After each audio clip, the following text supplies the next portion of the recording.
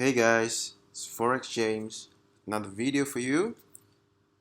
Now, as you guys already know, I'm a price action trader and I rely mostly on price to make my decisions for trading. I believe that whatever price is showing us, all the fundamental factors out there has been priced into what you see on your candlestick charts, okay, into price.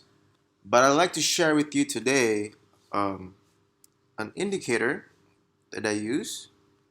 I have gotten rid of all my indicators a long time ago, okay, because I found them to be lagging and it just creates clutter to my charts, okay, with the exception of this indicator.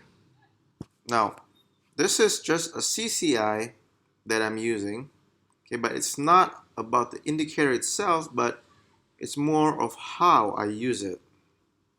And some of you who've guessed it, you're right, it's divergence. This simple technique is so powerful. Okay, I'm about to show you later on how I use them, but it's so powerful in giving me that extra edge to predict what price would do. There are two kinds of divergence, one hidden, one regular. You can look it up in my other video, which I've made a while back. But let's just jump into some examples today on how I use them for my trading. So we have here a daily chart of the dollar CAD, okay? And a few days ago, I got into a long trade here, made some good profits out of it, okay? But let's just go through the analysis first so you understand my thinking. If you've watched the TSA, the Sunday analysis, then you are aware that I was looking for longs, that I had a long bias on the dollar CAD, right? But it was at a level of supply here, okay? So my analysis was that I'm still looking for a long trade, but the current cycle is bearish, okay? This small leg down is a retracement, okay? And since I'm bullish, I'm gonna look to enter on the turning point of that retracement on its way up again. Hope that makes sense to you, because what happens in an uptrend is that it's gonna make an impulsive corrective wave, okay? It's never gonna go up straight like that. Therefore, these are areas of where I look to re-enter and join the trend, right? That's gonna give you the best reward to risk ratio trades. That's gonna give you the best reward out of the risk you'll take.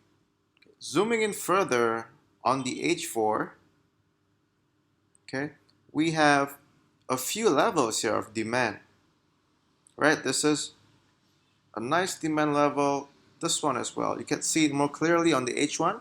I'll show it to you later.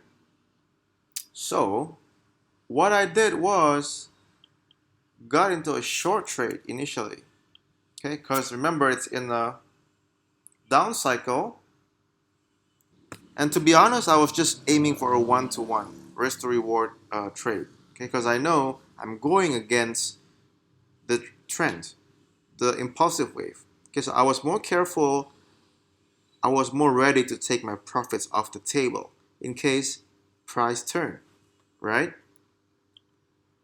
Okay, so you can see the divergence forming here on the H4.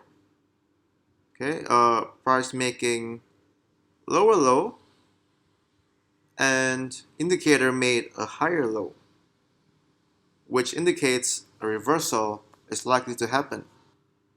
Okay, this is how it looked like on the H1. So I got short here, guys. Stop loss was initially higher up because this has been moved, right? The target was here. Okay, so I went short, TP here, SL somewhere here, one-to-one. It went my way, all the way here, and it did not touch my TP. It approached the demand level, a very strong one, and there's another one on the bottom, okay? Before all of this happened, I don't know if price is going to bounce off this level or this level, okay? My guess is just as good as yours. I don't know.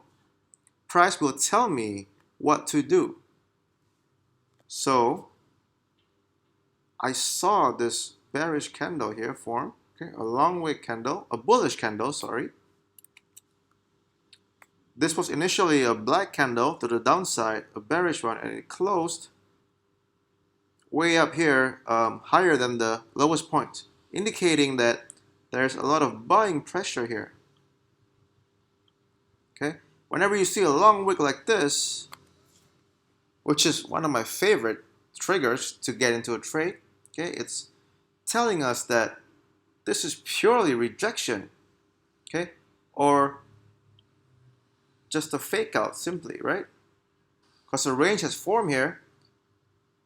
It made what looked like to be a breakout, but it's a fake out. Okay, so immediately when I saw this, I got out of this short position.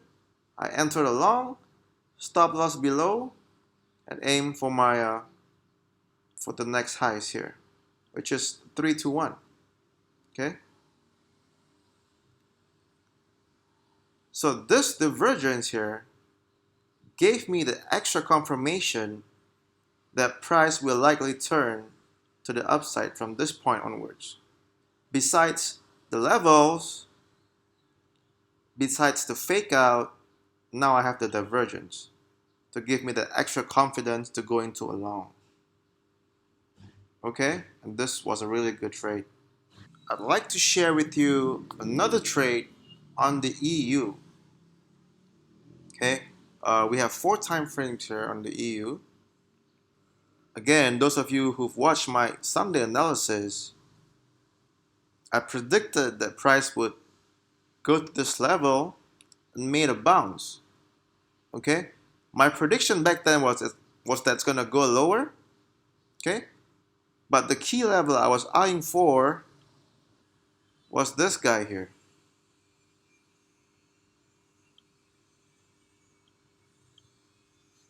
I said in my video that if price were to break this previous level of demand that turned to supply, then it's likely going to head higher. If it bounces off this, then it's gonna go back to testing this area and possibly going lower. So what happened was, this week, all the way till Friday, price was just hovering around this level. Okay, this is the same as this one. Okay, but I was just using the supply level on the H4. Remember that these are zones. Okay, they don't have to hold to the pip. So you gotta be quite flexible with that. Okay, but this whole time it was quite frustrating because price wasn't really moving anywhere. Formed a range 2. Okay, it was basically trapped in this range here. It tried to make another push to the upside on the H4, breaking the previous highs. Okay, those breakout traders would be so trapped when they bought off the highs here. Could you imagine? Someone would just place a buy stop order here and go along, and it turned out to be just a trap because they failed to look at this clue here, which is a divergence on the CCI. Price made a higher high, indicator made a lower high. It just shows that it's running out of steam. Therefore, I took the opportunity and took a sell trade off the EU. Okay, once this candle confirms it, I don't care about all these other candles anymore. I don't care about this bullish candle anymore because this is the H1, okay, which is the lower time frame, and the H4 is telling me that this divergence is more dominant because it's happening on the upper time frame. Okay, so I don't care about this bullish candle. I don't care that the news came out a few hours later. Okay, this essentially was a very bullish candle, right? Went all the way up here. And someone watching this may just think that it's gonna head higher, okay? Or maybe this happened because the numbers were good for the EU on the news, okay? Like I said, I believe in price, okay? And all these other news are just catalysts to take out the stops, okay? To take out liquidity, to fill orders, okay? So I stick with my analysis that this was gonna go lower, right? Initially, I entered a sell trade here with a 1-to-1 right here. Okay, stop loss here, TP here, 1-to-1. It made a pullback. I re-entered, stop loss at the same spot. Okay, don't place your stop loss incorrectly for the sake of increasing your reward to risk ratio. That's not right.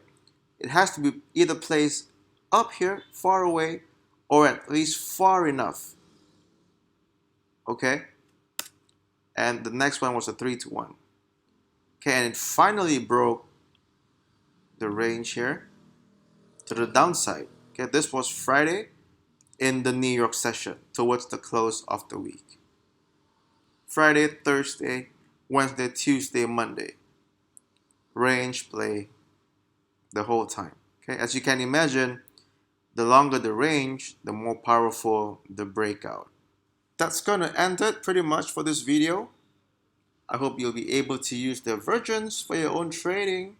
Okay, remember that in the long run, what really matters is that the balance of your win-loss ratio and your risk to reward ratio has to make sense for you to make money over a series of trades, 1,000 or more trades, okay? And then you'll see that in the long run, you'll be able to make money consistently and continuously, okay?